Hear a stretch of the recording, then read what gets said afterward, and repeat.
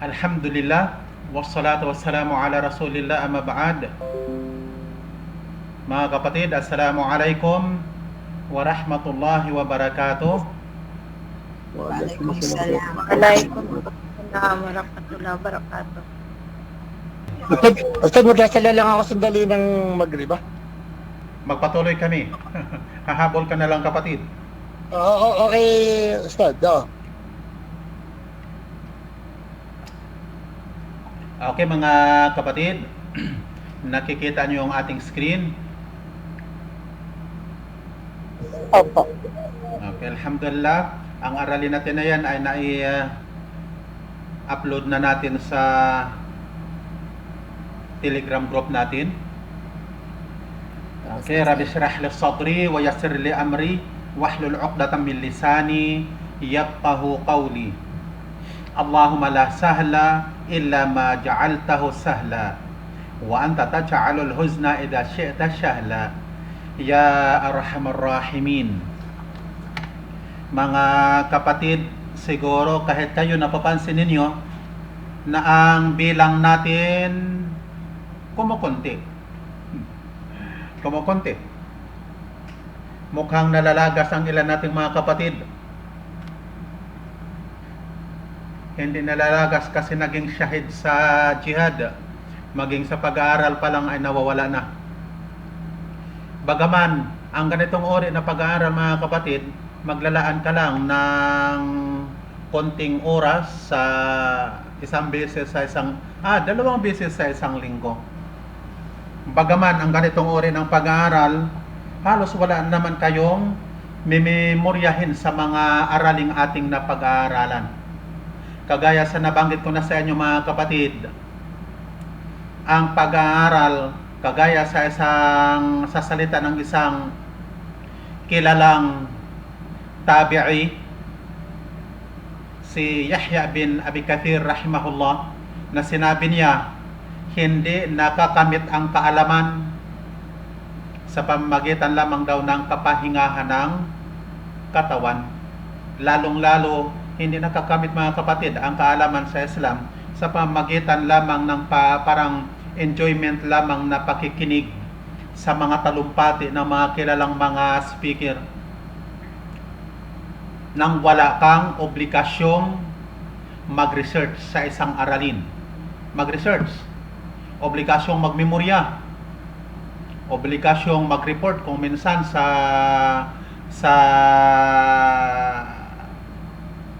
klase, sa pag-aaral, kasama ng mga kamag-aral. Ganun ang paraan ng pag-aaral.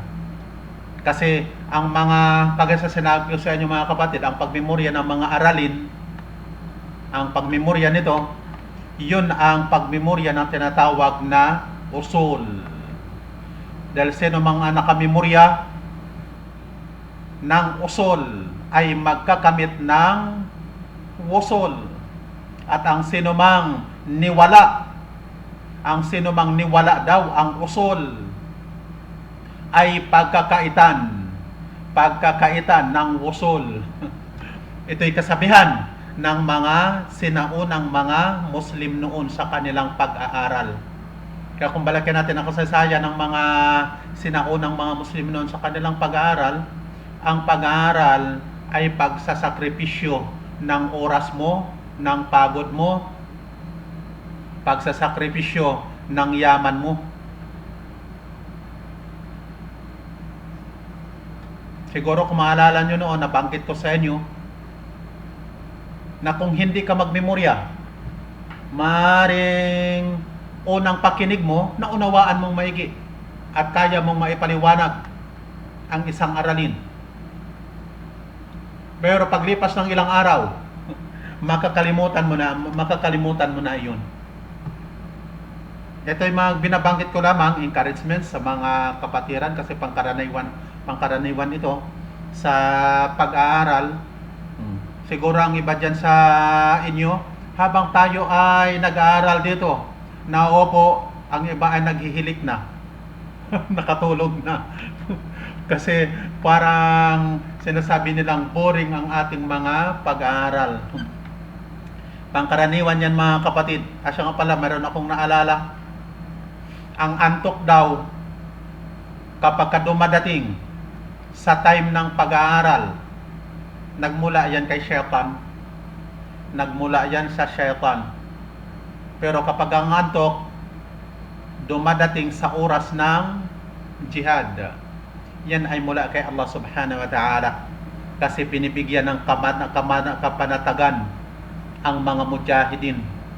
At karaniwan yan sa larangan ng labanan, sa time ng digmaan, kahit gabi na nagpapahinga, bibihira yan na mayroong makakatulog. Kapag ka natulog ng mahimbing, tanda yan na wala siyang panatag ang kanyang kalooban. Ito yung mga encouragement lamang mga kapatid. Okay, dadako tayo sa ating aralin sa araw na ito. Ito yung mga ipinahintulot na dahilan sa pagtigil sa pag-aayuno at mga nakasisira ng pag-aayuno. Makikita nyo mga kapatid sa title pa lamang ng ating aralin sa ngayon, ito ay binubuo siya ng dalawang paksa. Okay? Ang una dyan, ang mga ipinahintulot na dahilan sa pagtigil sa pag-aayuno sa Ramadan, at syempre ang pangalawa, yung mga nakasisira ng pag-aayuno. Kagaya sa nabanggit na natin, ang mga paksang tinatalakay natin sa fiqh, ito kasi yung mga kaalamang kinakailangan na sa isang Muslim ay mapag-alaman niya. Hindi ito nangangahulugan na ikaw ay magiging relihiyoso na.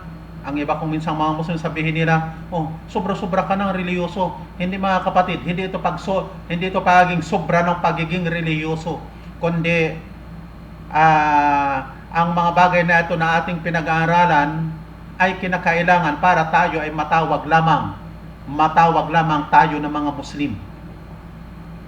Okay, ang unang paksa na ating tatalakayin dyan ay ang mga pinahintulot na dahilan sa pagtigil sa pag-aayuno. Okay? Nakita nyo ang mga dahilang ipinahintulot. Una dyan ay ang sakit at katandaan. Ang aya, ayyaman ma'dudat, faman kana minkum maridan aw ala safarin fa'iddatun min ayyamin ukhar. Mag-ayuno ng mga araw na bilang. Ngunit ang sinumang kabilang sa inyo ay may sakit o nasa isang paglalakbay, mag-ayuno ng mismong bilang. Bakit nawala? Mag-ayuno ng mismong bilang sa ibang mga araw, mula sa ibang mga araw.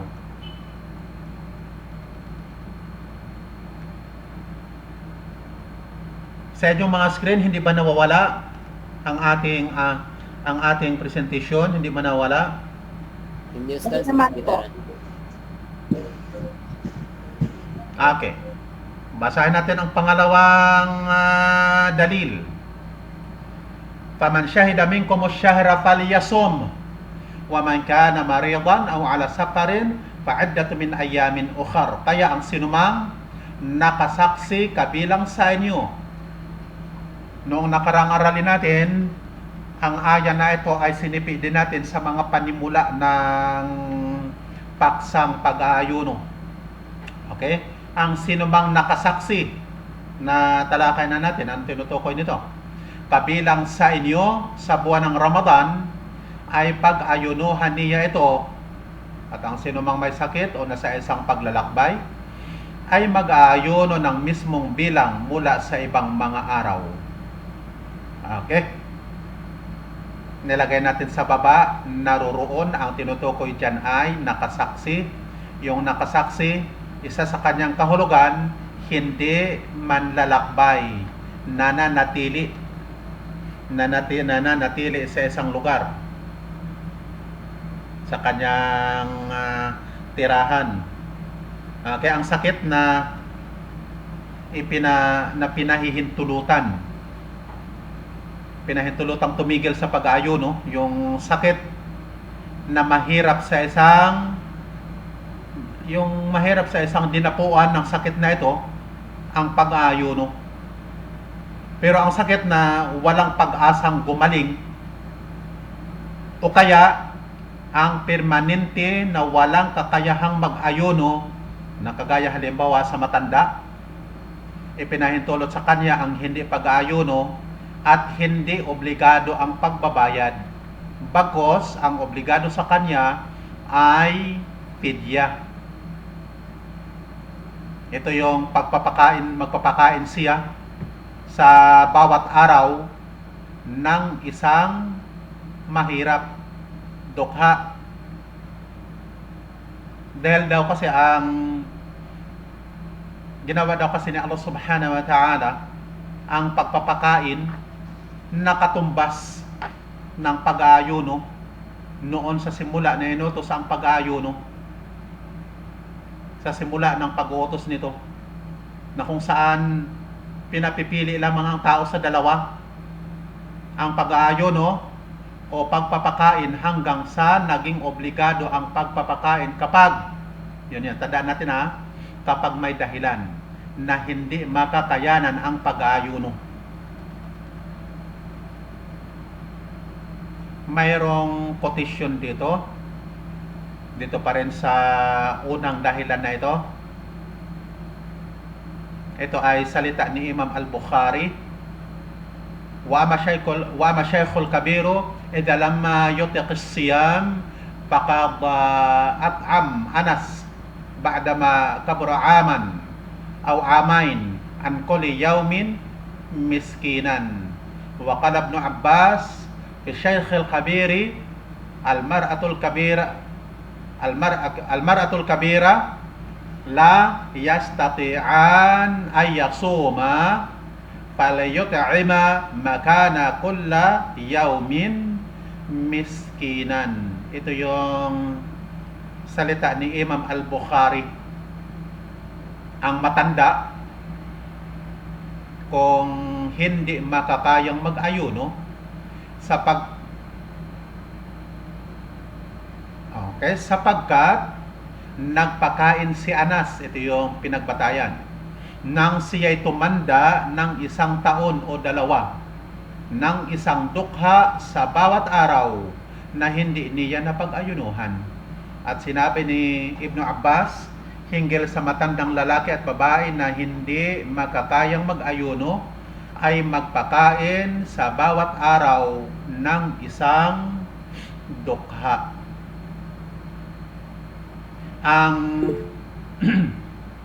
Ang pagpapakain ng permanenteng walang kakayahan dahil sa sakit o katandaan, yung pagpapakain ng 1 dukha sa bawat araw, ito ay kalahating salop ng trigo, datilis, bigas, kagaya sa Pilipinas, kalahating salop. Okay? At iba pang mga pagkain kinakain sa bayang iyong tinitirhan. At alam natin ang sukat ng 1 salop. Ang salop, yun ay katumbas sa noong unang panahon, sa panahon ng Propeta Muhammad sallallahu alaihi wasallam. Ang papapakain sa bawat araw ay humigit kumulang sa 1 kilo at 1 kilo at 1/4, parang ganun siguro. Gayon din naman kung nag-ayuno ang may sakit, no mga kapatid. Halimbawa nag-ayuno siya, kahit nahihirapan siya, ay tama ang pag-aayuno nila. Tama yung kanyang pag-aayuno. Ito ay pinahintulot pa rin. Kaya dadako tayo sa ikalawa, ang paglalakbay. Ipinahintulot sa mga traveler ang pagtigil sa pag-aayuno sa Ramadan at obligado sa kanya ang pagbabayad.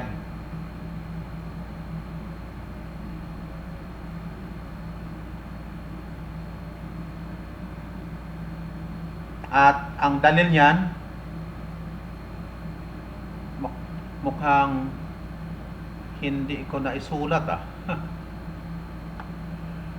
kaya yung binasa na natin kanina na dalil, faman kana minkum maridan aw ala safarin fa iddatu min ayyamin ukhar.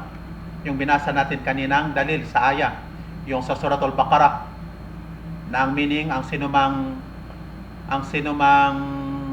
may sakit sa inyo o nasa isang paglalakbay, yun ang aya na ating binasa kanina, ay mag-ayuno ng mismong bilang mula sa ibang mga araw. Ibang mga araw, ibig sabihin araw ng ibang buwan maliban sa Ramadan. At yung isang dalil din na binasa pa natin kanina sa suratul Baqarah pa rin. At ang nakita nyo sa inyong screen, yan ay hadith. Okay? Sinabi ng Propeta Muhammad sallallahu alaihi wasallam yung tungkol sa isang nagtanong sa kanya tungkol sa pag-aayuno habang nasa paglalakbay. Kung tutusin, mayroon pang isang hadith nito na nakaligtaan kong isulat. At siya nga pala, inshallah, itong week na ito, matatapos na natin ang isang buwan at inshallah, yung mga nakaligtaan kong isulat sa ating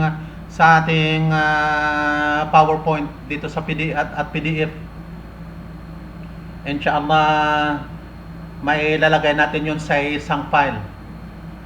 Inshallah baka Sunday mga kapatid, ipopost ko sa ating Telegram group ang lahat ng ating lesson mula lesson 1 hanggang lesson 8 inshallah. Kasi yung mga sinulat nating PowerPoint na kinonvert ko rin sa PDF, mukhang maraming mga kulang na nakaligtaan nating isulat. Mayroon pang isang dalil bago yung nakikita nyo sa inyong mga screen na yan,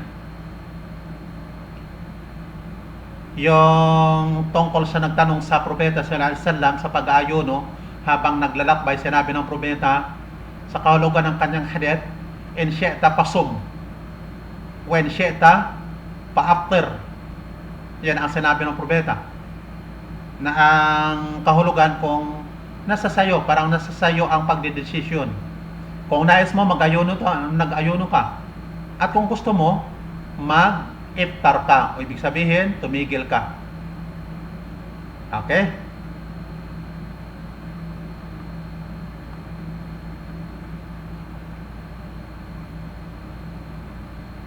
At mayroon pang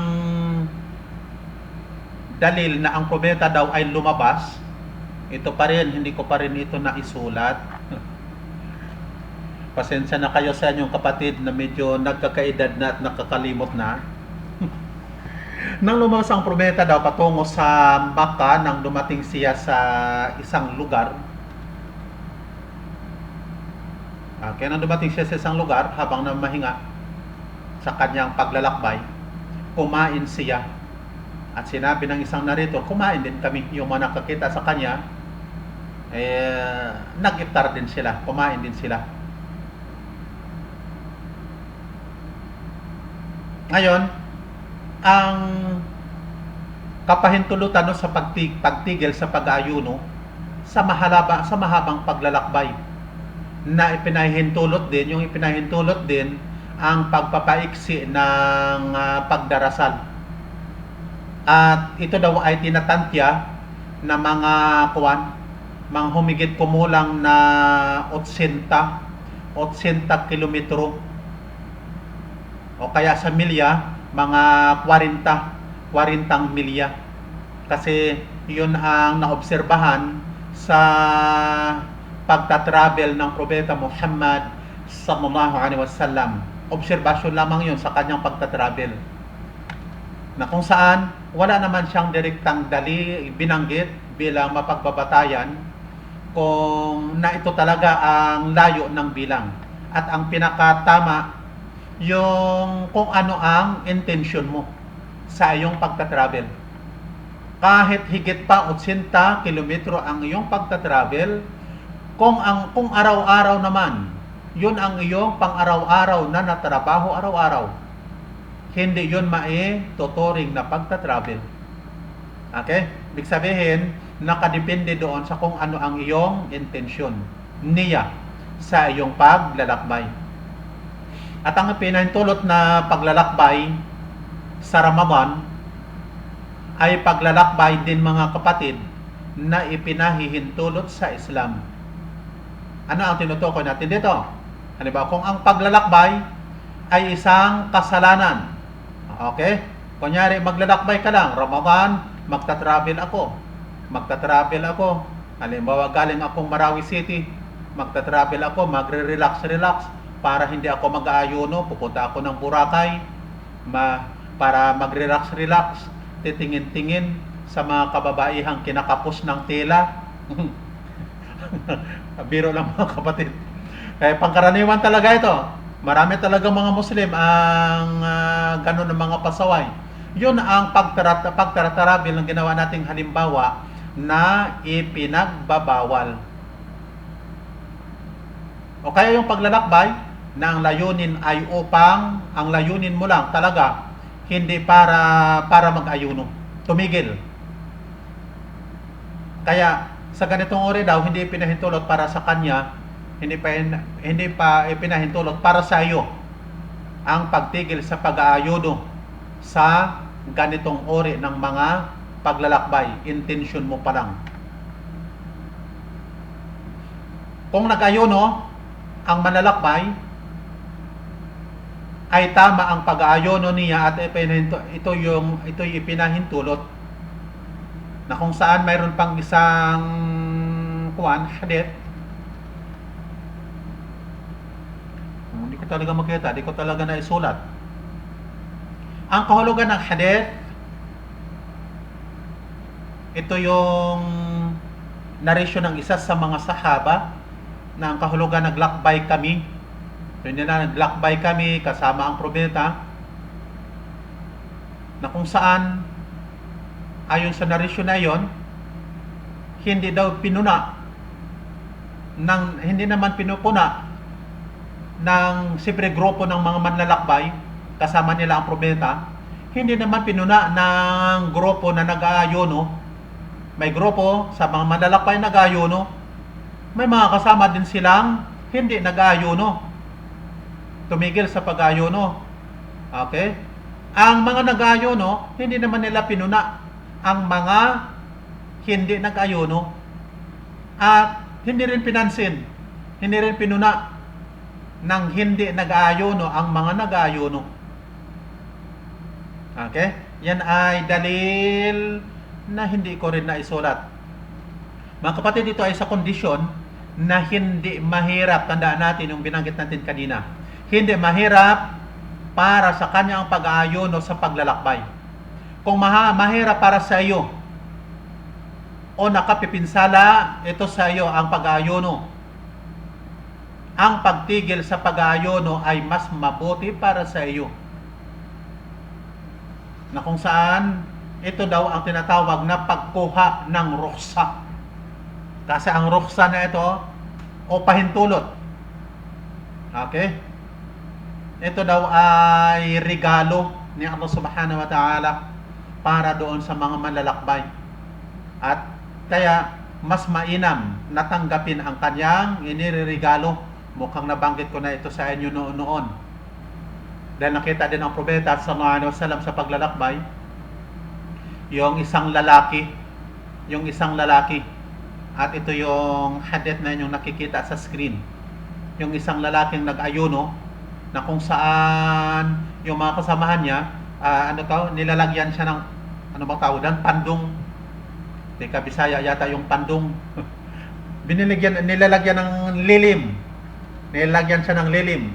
Dahil sa tindi ng init, na kung saan ang mga kasama niya nakatipon sa paligid niya. Dahil sa hirap na hirap ang taong ito sa pag-aayuno, At ang nakikita nyo sa inyong screen na yan, yan ang binanggit ng propeta hinggil sa pangyayaring iyon. Okay, laysa minal bir siyam fis safar. Hindi kabilang sa katwiran ang pag-aayuno habang naglalakbay. Okay? Dadako tayo mga kapatid sa ikatatlong dahilan, ang regla at ang pagdurugo. Ang pagdurugong tinutukoy diyan ay ang nipas pagkatapos ng panganganak. Tatalakay na natin yan sa level 1. Ang babaeng dinatnan ng regla o pagdurugo ay obligadong titigil sa fasting sa Ramadan. Ipinagbabawal sa kanya ang pag-aayuno. Kapag siya ay nag-ayuno, ay wala itong bisa. Ayon sa hadith na inulat ni Abu Sa'id al-Khudri.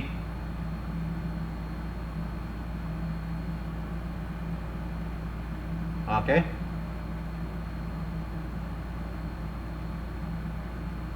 Itong hadith hindi na natin isinulat din, nakaligtaan din. Kasi natalakay na natin din ito kung tutusin sa level 1, itong hadith na ito. Ang kahulugan ng hadith na ito na inulat ni Abu Sa'id al-Khudri, hindi ba kapag nagrigla ay hindi nagdarasal at hindi nag-ayuno? Na tinutukoy dito ay ang mga babae. Iyon ang kakulangan sa relihiyon niya. Alaysa idha hadat lam tusalli wa lam tasum fadhalika min naqsani diniha. Yun ang hadith. Ngayon, obligado para sa kanya kapag tinatnan yung qada, yung pagbabayad. At yan ang hadith na inulat ni Aisha radhiyallahu anha, kana yusibuna dhalik fanu'maru biqda'is sawm wala nu'maru biqda'is salah. Kapag dinatnan kami nito, dinatnan ng regla, ay inuutosan kami ng pagbabayad ng pag-ayuno at hindi kami inuutosan ng pagbabayad ng sala. Okay? Dito tayo mga kapatid sa ika-4, ang pagbubuntis at pagpapasuso. Okay? Ang babae na buntis at saka yung nagpapasuso, na kung saan nangangamba siya sa sarili niya o anak dahil sa pag-aayuno, siya ay pinahihintulutang kumain, mag-iftar, tumigil.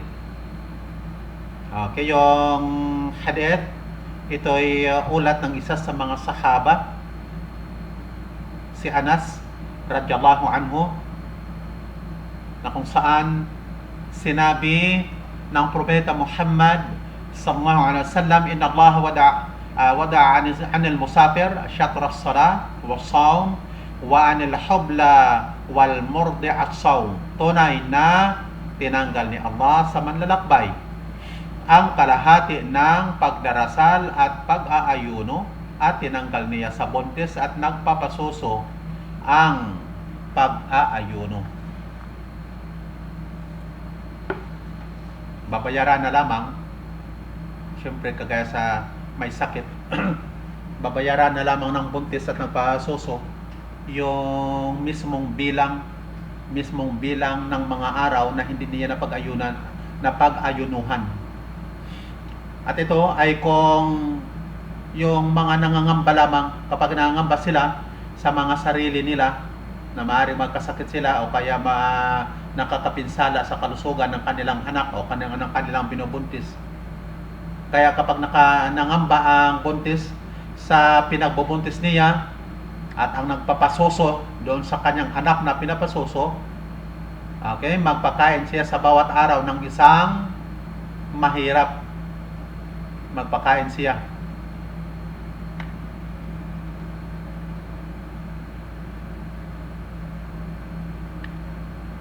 Okay, alhamdulillah naisulat ko ang ito, ang hadith.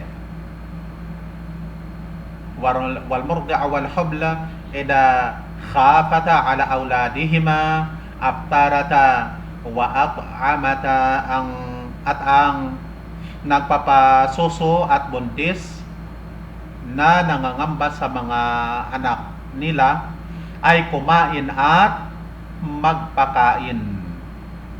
Okay, yan ang hadith na pinagbatayan na maaari silang tumigil at magpakain sa mga mahihirap.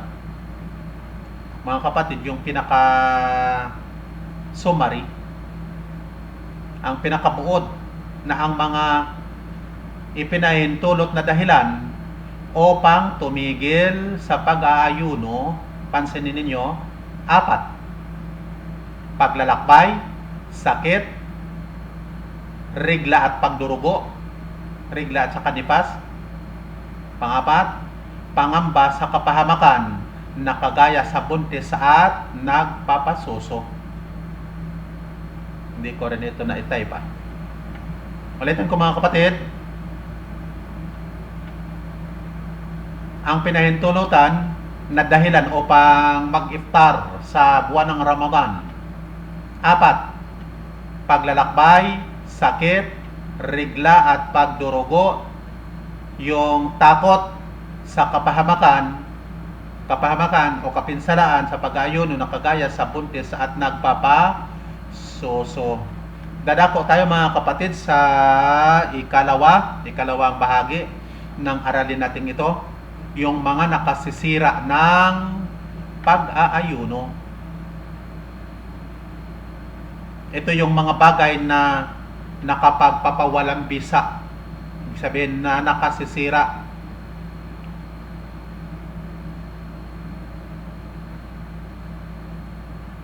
Nasira ang pag-aayuno sa pamagitan ng paggawa ng alinman sa mga sumusunod na ito. Una dyan, ang pagkain at pag-inom ng sinasadya. Okay? At nandyan ang aya na ating sinulat. Yan ang dalil sa Suratul Baqarah pa rin. Wa kulu washrabu hatta yatabayyana lakumul khaytul abyadu minal khaytil aswad minal fajr. Thumma atimmus siyama ilal lail. Thumma atimmus siyama ilal lail. Okay? Malinaw mga kapatid. Basahin muna natin ang salin. Kumain kayo at uminom kayo hanggang sa luminaw sa inyo ang puting sinulid sa itim na sinulid. Hindi literal na sinulid ang tinutukoy dyan. Yung pag-aagaw ng dilim at liwanag mula sa madaling araw. Pagkatapos ay lubusin ninyo ang pag-aayuno hanggang sa gabi. Hanggang sa gabi. Okay? Malinaw mga kapatid sa talatang ito na hindi ipinahintulot sa pag-aayuno, sa nag-aayuno, yung pagkain at pag-inom pagkatapos ng pagpasok ng Fajar hanggang sa gabi. Pansin nyo ha, hanggang sa gabi. Wa atimus siyama ilal lail, hanggang sa gabi. Pansin nyo ang puntong yan, may naalala kasi ako kung bakit ko pinagdidiinan ang puntong iyan mga kapatid. Okay, hanggang sa gabi, ayon sa dalil na ating pinagbatayan. Ngayon, ang naalala ko, gusto ko nang isingit yung mga ligaw at nanliligaw na mga grupo na nagmamaskara lamang ng Islam.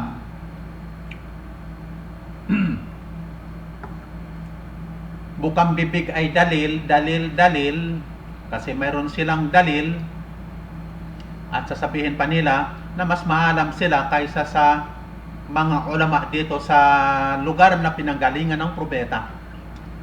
Mas maalam pa sila kaysa sa mga taong iyon mismo ang lingwahe at nakagis ng kultura ng mga Arab.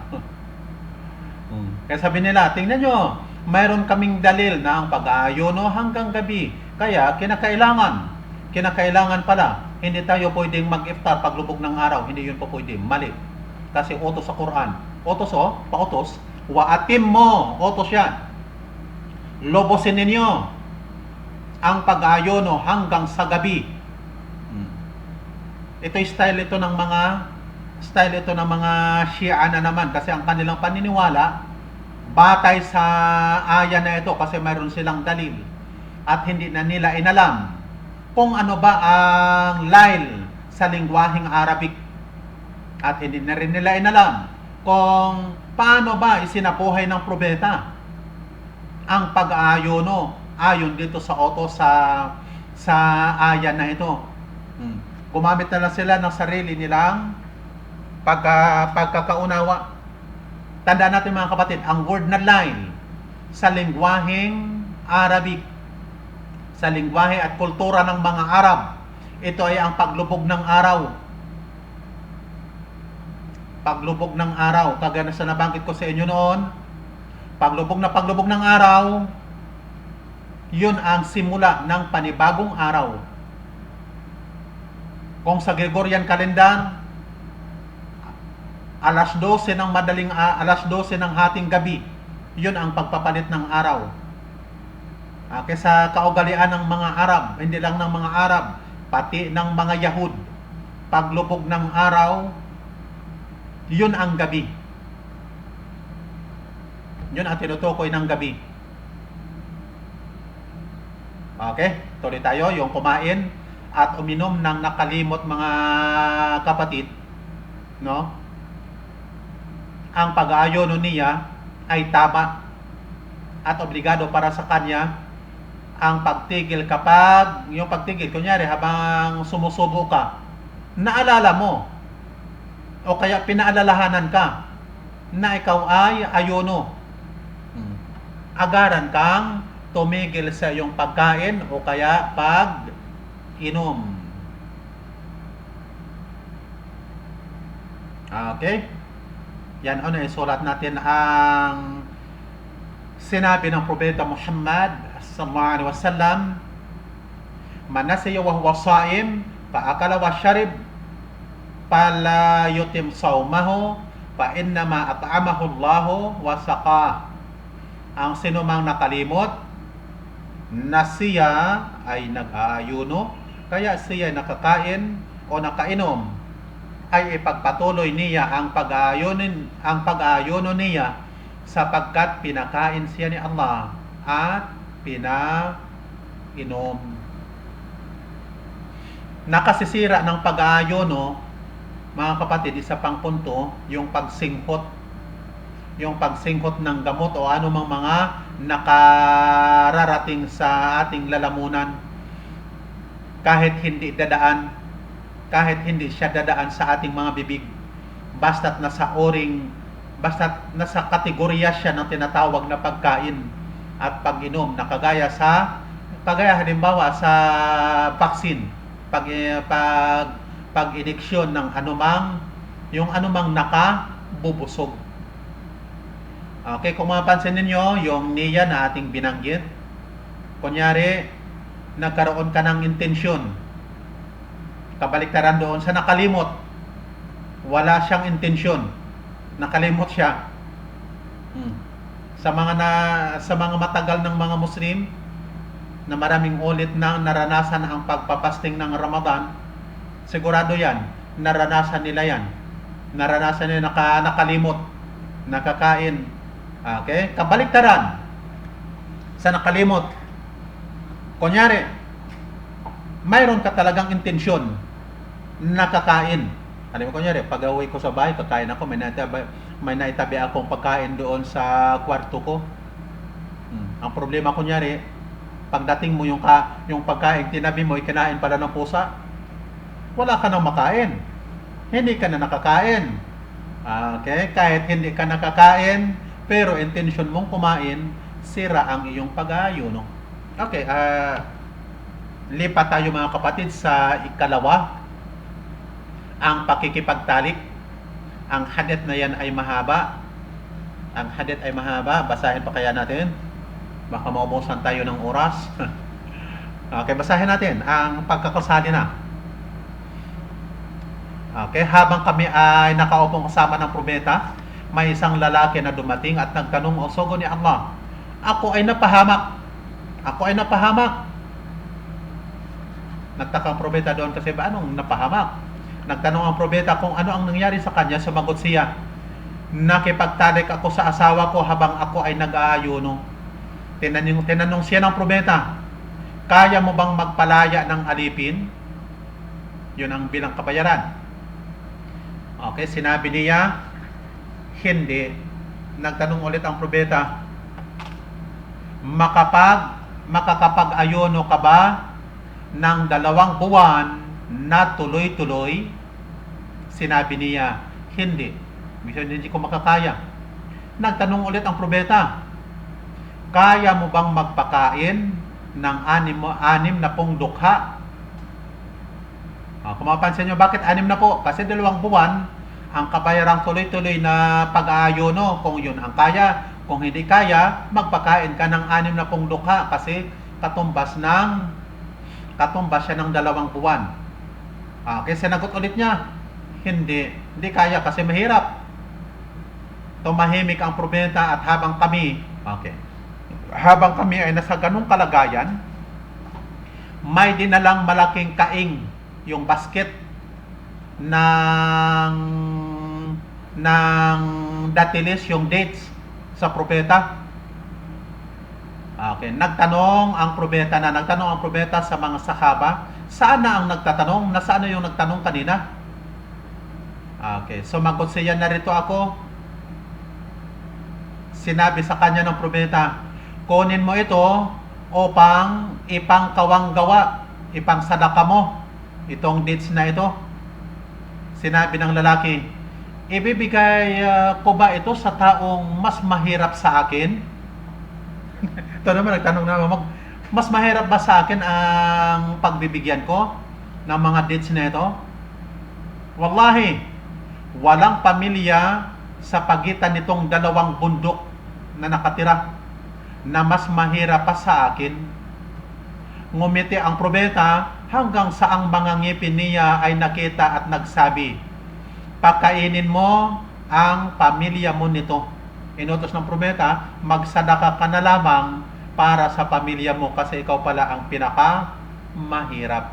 Ito'y pinagbatayan kapag ka nakipagtalik ng sinasadya sa buwan ng Ramadan, sa araw ng Ramadan, yun ang kabayaran. Mag-ayuno ng 2 buwan ng tuloy-tuloy. Kung hindi kaya, magpakain ng 60 na mga dukha. Okay? O kaya magpaalaya ng alipin. Okay, dalako tayo sa ikatatlo. Ang pagsuka. Yung pagsuka ng sinasadya. Siya nga pala, no, mga kapatid, bago dito sa pagsuka, meron akong naalala. Kabilang sa pagtatalik doon sa ikalawang dahilan, nakasisira. Kabilang dito yung mga sinasadyang pagpapalabas ng punlay. Sinasadya. Kapag sinasadya na nag-aayo na ang pagpapalabas, ano ba? Maaari sa anumang mga pamamaraan. Halimbawa sa pamagitan ng pagkipaghalikan, masyadong malakas kunyari ang pagnanasang sexual, sa pamagitan ng halik lamang ay na lumalabas sa ang punlay, hipo, o anumang paraan ng pagpapalabas. Ito ay katumbas sa kabilang siya sa sinasabing pagtatalik. Sira ang pag-aayuno. Dahil ito'y pagnanasa. Ito'y pagnanasa na kung saan salungat siya, yung sinasabi ng mga eskolar, salungat siya sa layunin ng pag-aayuno at obligado ang pagbabayad. Pero wala dito ang tinatawag na kapara o yung pagtatakip sala. Dahil ang kapara, ito ay panakip sala na tinatawag, obligado lamang siya sa pagtatalik dahil mayroong dalil sa bagay na ito natin ang binasa. Pero kung dito naman siya sa pangpunto mga kapatid, bago tayo dadako sa ikatatlo, yung isa pang mahalagang punto, kung nakatulog halimbawa, natutulog ang isang fasting ka, karaniwan, lalaki man o babae, maaring nananaginip yan, maaring nananaginip ng pakikipagtalik.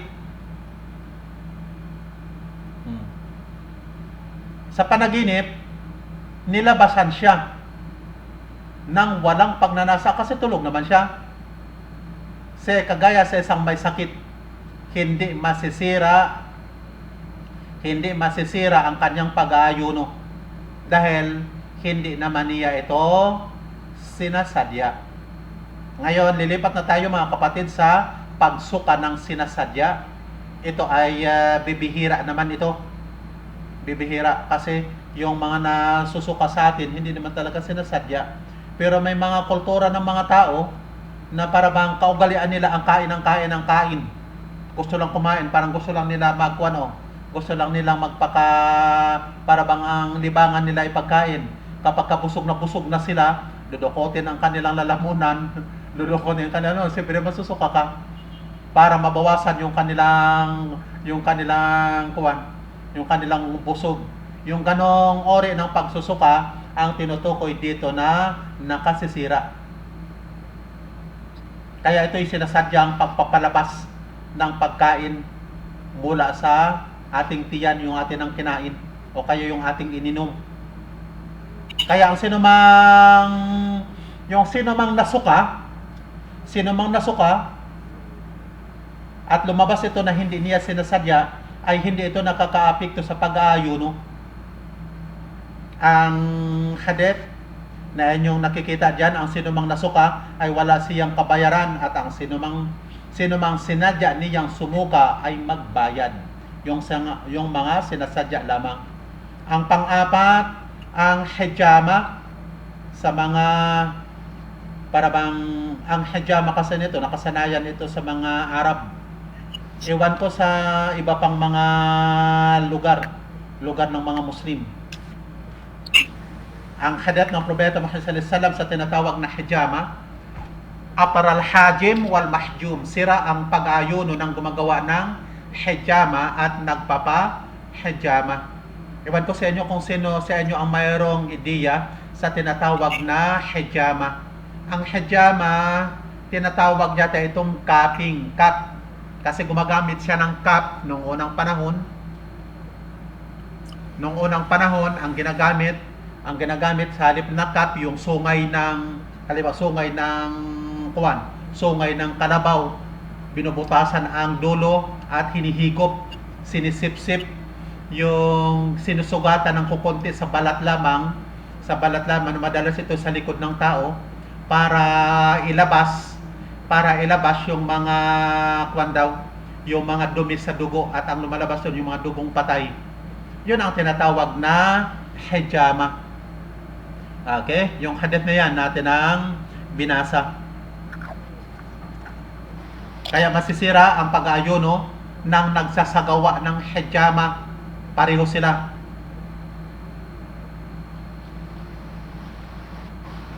Maliban kung sinagawa niya ito sa magitan ng mga kagamitan sa panahon natin ngayon, yung mga cup na nung unang panahon sa nabagay ko, kasi ang iba na daw noon ay gumagamit ng sungay.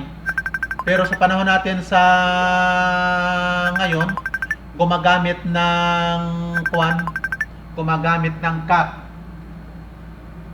Okay? Tumatawag niyo mga kapatid, mayroon 50 minutes inshallah. Mga 2 minuto na lang ito, matatapos natin ang ating aralin. Tapusin na lang natin. Kabilang ng mga kapatid sa hijama ang ating binanggit na nakasisira. Yung yung pagpapalabas ng dugo sa ugat. Kagaya halimbawa, yung mag-donate ka ng dugo. Karaniwan yung pag-donate doon sa Red Cross, sa ospital. Pero ang pagpalabas ng dugo yung paglabas ng dugo dahil sa sugat, hindi naman sinasadya. Pagbunot ng ngipin o pagdurugo ng ngipin ay hindi ito nakaka-epekto sa pag-ayuno, sapagkat hindi ito kabilang sa tinatawag na hijama o sadyang pagpapalabas ng dugo. At ang ikalima dyan, regla at pagdurugo, natin na-quote ang aya na yan, nasipin na natin yan. At ang ika-anim, yung hangaring tumigil sa pag-ayuno, na bagit na natin kanina.